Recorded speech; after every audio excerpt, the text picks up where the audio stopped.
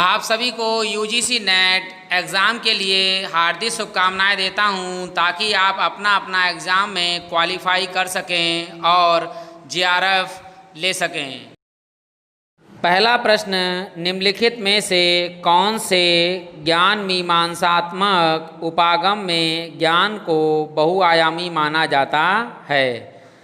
Option है इस्लामी ज्ञान के सिद्धांत, वेदांत का अनुमान, बौद्ध दर्शन का द्वादश निदान, जैन दर्शन का स्यादवाद।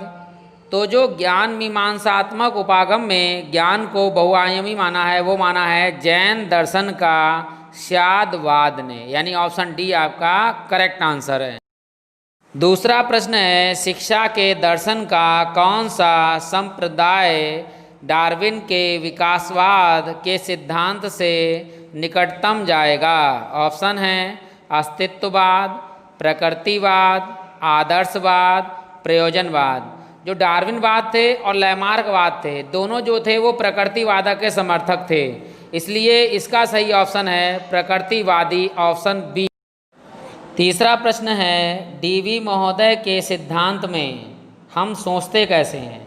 एकमात्र प्रयोगात्मक विधि का उपयोग होता है, खोज की तर्कमूलक विधि का एकमात्र उपयोग होता है, किस विधि द्वारा उत्पन्न विचार का अनिवार्यता अनुभव में परीक्षण किया जाना चाहिए?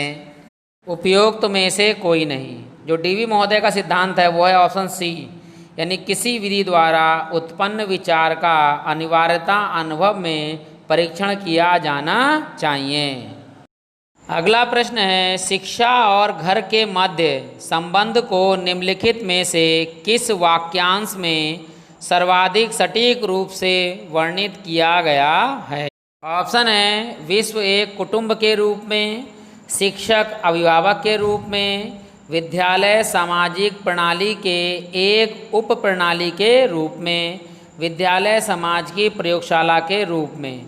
क्योंकि यहाँ जो बात हो रही है वो शिक्षा और घर के मध्य की बात हो रही है, तो जो विश्व की बात हो रही है, विश्व तो सभी में है, तो ये शिक्षा और घर के बीच की बात नहीं हो रही है, यानी ऑप्शन ए भी कैंसिल।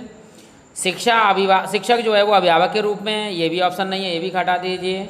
तो जो दो ऑप्शन बचे हैं उसमें डी ऑप्शन है विद्यालय समाज की प्रयोगशाला के रूप में, क्योंकि बच्चा घर से शिक्षा ग्रहण करने के लिए विद्यालय में जाता है, इसलिए विद्यालय समाज की जो है वो प्रयोगशाला के रूप में प्रयोग किया जाता है। अगला प्रश्न सूची 1 और सूची 2 से। सूची 1 में है विचारक, सूची 2 में है प्रमुख संस्था। विचारक में है गांधी जी, टैगोर जी, अरविंदो जी और विवेकानंद जी। जो गांधी जी थे उनकी जो प्रमुख संस्था थी वो थी टाल स्टाय फार्म, और टैगोर जी की श्री निकेतन यानी शिक्षा निकेतन की स्थापना की थी।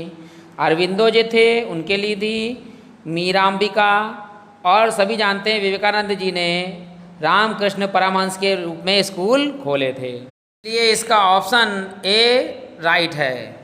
छठा प्रश्न है, समग्र शिक्षा की संकल्पना किसका योगदान है? अरविंदो जी का, जे कृष्णमूर्ति जी का, मौलाना अब्दुल कलाम आज़ाद जी का, एनी बेसेंट जी का। तो इसमें जो समग्र शिक्षा की जो संकल्पना दी थी वो दी थी अरविंदो जी ने, ऑप्शन ए करेक्ट है। सातवां प्रश्न है, भारतीय संविधान के अनुच्छेद 36 से 51 निम्नलिखित में से किससे संबंधित हैं? मौलिक अधिकार, मौलिक कर्तव्य, प्रस्तावना, नीति निर्देशक सिद्धांत। जो भारतीय संविधान में अनुच्छेद 36 से 51 हैं उसमें नीति निर्देशक सिद्धांत से संबंधित हैं, ऑप्शन डी इसका राइट आंसर है। आठवां प्रश्न सूची 1 और सूची 2 से। तो सूची 1 में है विश्वविद्यालय शिक्षा आयोग, मुदालियर समिति, कोठारी समिति, यशपाल समिति। जो विश्वविद्यालय शिक्षा आयोग का गठन हुआ था वो हुआ था आपका 1948 को, और मुदालियर समिति ये 1952 में, कोठारी समिति 1964 में, यशपाल समिति 2009 में, यानी इसमें जो ऑप्शन सी है वो आपका बिल्कुल करेक्ट आंसर है। नवा प्रश्न है सूची 1 और सूची 2 से। सूची 1 में है मनोविश्लेषणात्मक सिद्धांत, सामवृत्तिक सिद्धांत, शीलगुण सिद्धांत, नव विश्लेषणात्मक सिद्धांत। जो इनको मिलाना है सूची 2 से। जो मनोविश्लेषणात्मक सिद्धांत है वो दिया है फ्रायड ने, यानी 4 से मिलाएंगे ऐसे हम। और सामवृत्तिक सिद्धांत जो है इसे दिया है कार्ल रोजर्स ने। शील गुण का सिद्धांत दिया है गॉर्डन आलपोर्ट ने, यानी 2 से मिलाएंगे। और अंतिम है नव विश्लेषणात्मक सिद्धांत दिया है फ्राम एवं सुलीवान ने। अर्थात इसका जो डी ऑप्शन है वो बिल्कुल आपका सही आंसर है। 10वां प्रश्न है, अंतःमुखी और बहुमुखी के रूप में व्यक्तित्व का वर्गीकरण सर्वप्रथम किसने किया था? ऑप्शन है एडलर, फ्रायड, युंग, मैस्लो। तो जो सबसे पहले जो है अंतःमुखी और बहुमुखी को वर्गीकरण किया था युंग ने, इसे जुंग भी बोलते हैं। और जो इसमें एक चीज़ और जोड़ दी गई थी, यानी कि अंतःमुखी, बहुमुखी और उभयमुखी, तो फ्रायड ने कहा था। 12वां प्रश्न है, निम्नलिखित कथनों में से वृद्धि और विकास के बारे में कौन सा कथन सत्य है? ऑप्शन है वृद्धि मनोवैज्ञानिक है और विकास भौतिक। वृद्धि भौतिक है जबकि विकास मनोवैज्ञानिक। वृद्धि और विकास दोनों मनोवैज्ञानिक हैं, वृद्धि और विकास दोनों भौतिक हैं। जो सी और डी ऑप्शन है वो तो गलत हैं, क्योंकि दोनों जो हैं मनोवैज्ञानिक नहीं हैं और दोनों जो हैं वो भौतिक नहीं हैं। अब ये देखना है कि हम वृद्धि को नाप सकते हैं, जैसे लंबाई है, मोटाई है, हमारा वजन है, तो इसलिए वो तो हो गई भौतिक। जो विकास है वो मनोवैज्ञानिक है।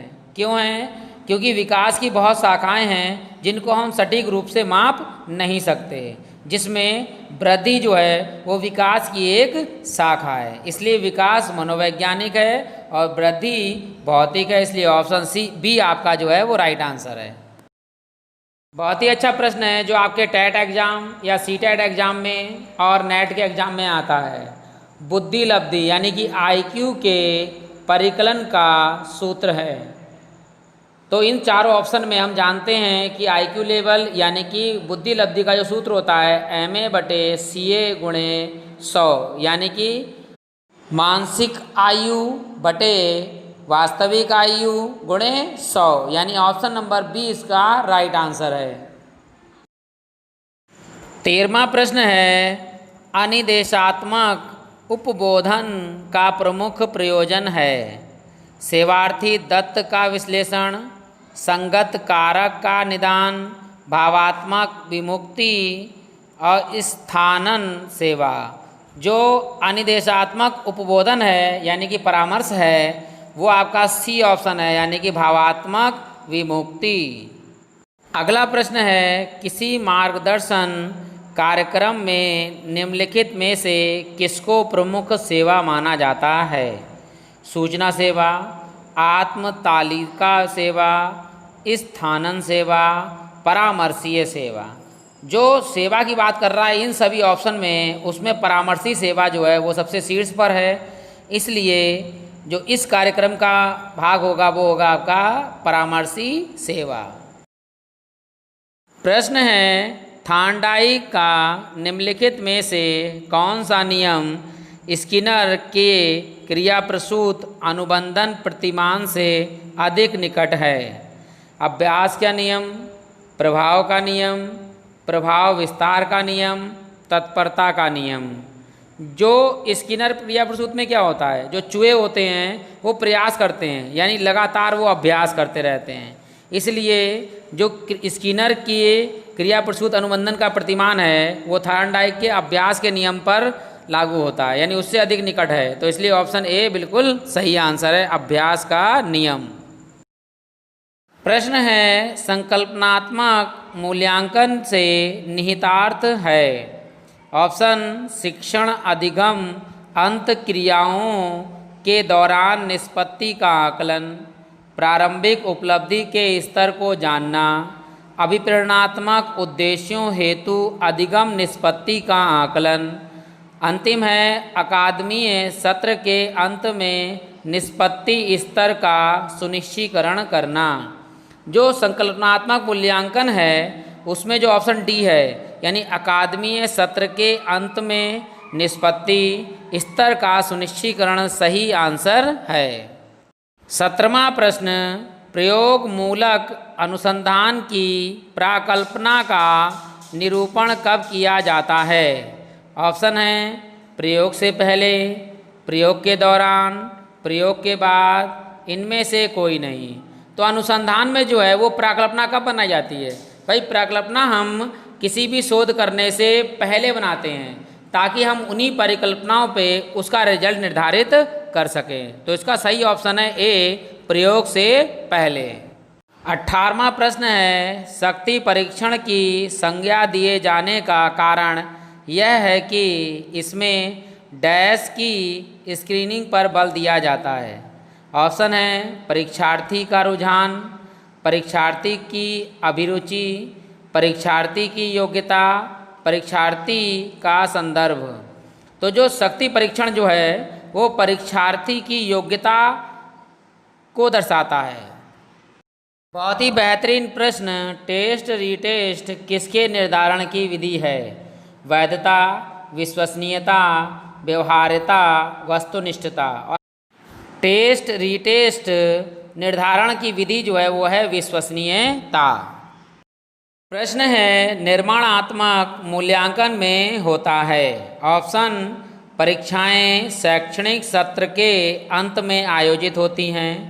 अधिगमकर्ताओं का मूल्यांकन दोनों आंतरिक व बाह्य परीक्षाओं द्वारा होता है। मूल्यांकन प्रक्रियाओं पर आधारित होता है, अतः इसे निरंतरता के आधार पर किया जाता है।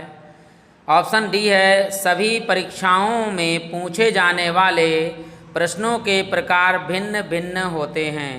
जो निर्माणात्मक मूल्यांकन होता है उसमें ऑप्शन जो सी है यानी कि मूल्यांकन प्रक्रियाओं पर आधारित होता है, अतः इसे निरंतरता के आधार पर किया जाता है। ऑप्शन सी बिल्कुल आपका राइट आंसर है। 21वां अंतिम प्रश्न कथन और कारण से है। कथन ए है, परिवार सामाजिक की प्रथम पाठशाला होती है। कारण है, परिवार बच्चे को सामाजिकरण की उचित प्रक्रिया के समावेश के लिए तैयार करती है। ऑप्शन वही होते हैं कूट में। तो हम कथन पढ़ते हैं फिर से कि परिवार सामाजिक की प्रथम पाठशाला होती है, बिल्कुल सही है। और परिवार बच्चे को सामाजिक की उचित प्रक्रिया के समावेश के लिए तैयार करती है, यानी कि कथन भी सही है और कारण भी सही है। इसके लिए ऑप्शन ए बिल्कुल सही है। ए और आर दोनों सही हैं तथा आर ए की सही व्याख्या करता है। सभी लोगों का एक बार और धन्यवाद। और यदि आपने मेरे चैनल को सब्सक्राइब नहीं किया है तो सब्सक्राइब कीजिए ताकि मैं आपको ऐसे ही और वीडियो प्रदान कर सकूं।